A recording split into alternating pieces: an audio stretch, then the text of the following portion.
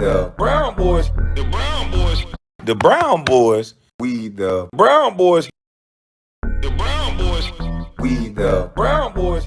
This thing is heating up. I mean, everybody can say what they want. They can do the racial black white stuff. That's why I didn't do that. I'm waiting on to hear the things that detail come out. And if it's circumstantial, then it's circumstantial. But I'm waiting on the things that poke holes in the case with the facts. And now we're starting to hear some of the facts.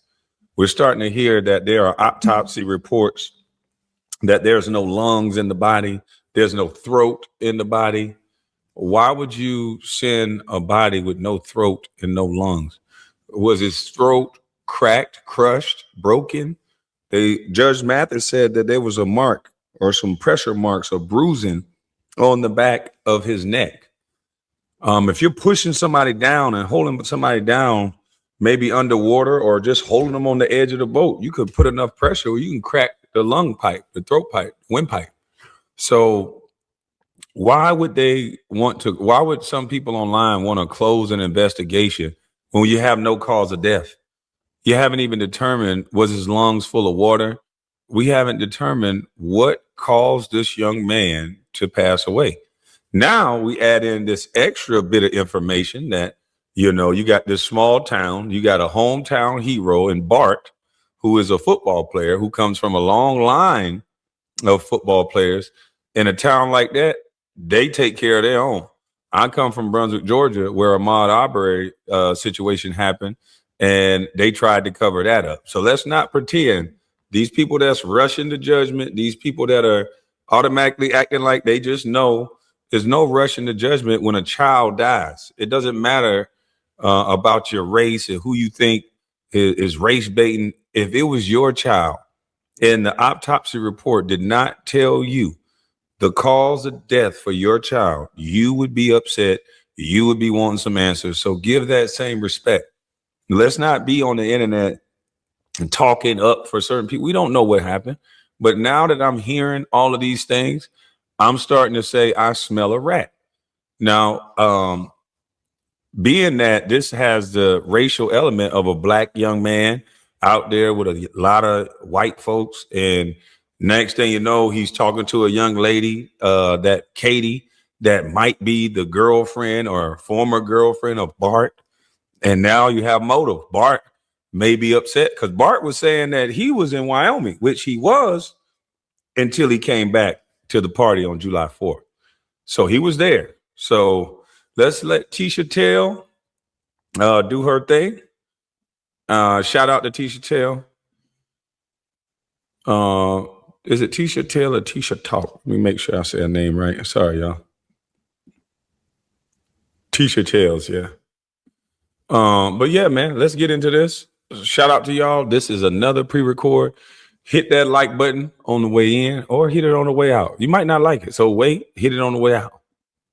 Believe we had what really happened. And we are going to use Warren and Trayvon's own interviews along with some thought they were deleted Facebook posts and get into this. And I think this is the real reason why they all deactivated their social media accounts, because they didn't want us to know the history. The history of what? The history that Katie was Bart's girl.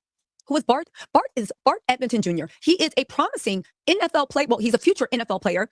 Comes from a legacy line of football players. His family, his grandfather, his dad are big dogs down in Ocean Springs. And what's more, Katie was Bart's girl, Bart Edmonton Jr., and it is unclear on whether she was still his girl. Now, let's not forget, let's put everything in order. Bart Edmonton Jr., when Warren was giving the interview, he kept saying, my buddy, my buddy, my buddy. He only slipped up one time and said Bart's name. Now, the Marine Resource Division of Jackson County literally slipped up and gave out a freedom of information request. It actually gave us the audio, but what's more important, it gave the name of the person that reported Nolan missing to the Coast Guard. Oddly enough, that person was not Warren, the person that claimed to call the postcard at 11:45 p.m. on July 4th.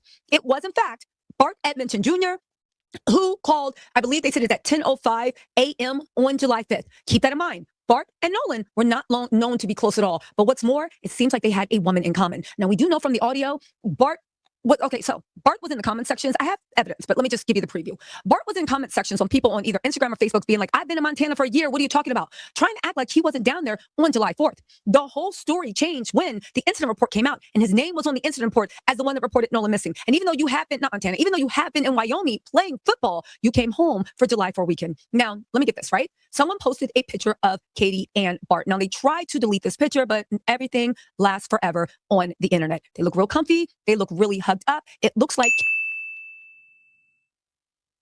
Yeah, when a young lady is leaning her head on your shoulder, sometimes that means she's a little bit fond of you. I don't know. I don't know for sure. Bart looked like a young player, older gentleman in college. He has a future ahead of him. All the makings would make people cover things up. You can hear in the audio, now it's starting to make sense. And I got to go back to play that audio. The audio coupled with this new information, I think I'm going to do a live about this so I can couple all the stuff together and make sure I don't say anything crazy because, you know, they flagging out here. But yeah, this new information, it changes the game for me. You have a reason because everybody keep talking about why would anybody want to do anything to him? It wasn't just because he's black. Da, da, da, da, da, da. This is a reason why you can upset someone. You got drinks. You got underage drinking. Bart was actually old enough, but you got underage drinking. You also could be the reason Bart may have bought all the alcohol. Who knows? Bart may have came back and supplied all the alcohol, and he could have slipped, and they could have just be trying to cover up the accident. There's a lot of things that they don't have to be the M word. It could be foul play, trying to cover the things up, cover your tracks. But in this scenario, you got girl with boy, another girl, boy like girl. Never know. In a small town like that, never know. It makes sense kind of why you would call off the Coast Guard with all this stuff going on. Coast Guard being called off while the boat is sinking. The young men sounded frantic like they needed help. The grandfather, they don't need any help. Next thing you know, they look for the kid for a day or two. They find him the next day at the same spot they look. A lot of this is weird. Nobody thought to find out where this guy was. Nobody saw him drown. If a guy's struggling in the water, nobody saw him. Nobody seen nothing. It don't seem like nobody was trying to deal with Nolan anymore after they saw him with this girl. It seemed like people was coming up to him like, yo, heck you doing, boy? That's such and such girl, trying to give him some good advice. But he seemed maybe he was, you know, a little drunk and after this young lady, and maybe this boy right here, you know, hothead. Maybe he has a little influence. His family has influence. Sometimes when that happens, you can have a tragic mistake happen. And I think that's what happened.